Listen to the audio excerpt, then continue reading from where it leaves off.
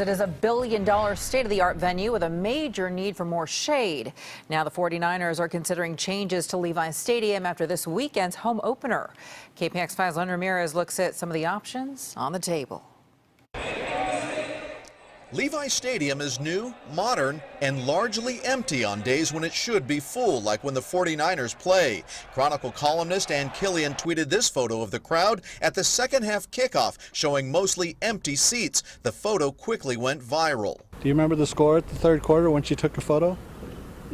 We weren't doing too well. It was 13-0 Carolina and 91 degrees on the field, according to NFLweather.com. It was warm, and of course, when things aren't going well on the field, the fans tend to find something else to do. Fred and Lisa Santillan should know they're co-presidents of the 49ers Santa Clara Booster Club, called the Gold Rushers, and they've been long-time season ticket holders. They're either up in the clubs, which are air-conditioned and have monitors all over. But this is football. This is football. I know, and yes, I understand it is football, and one should be with their tush in their seat at all time. Compare that to week 1 of 2013, the last season at Candlestick, when the temperature was a pleasant 66 at kickoff. But there are a lot of new fans that aren't used to the temperatures that we have at this time of year in football.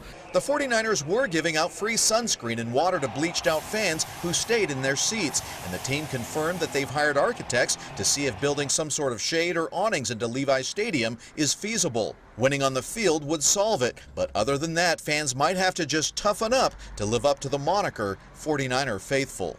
If Green Bay fans can withstand a 9-degree below zero day, why can't 49er fans brave a 90-degree day? There's absolutely no reason why not. In Santa Clara, Len Ramirez, KPIX 5.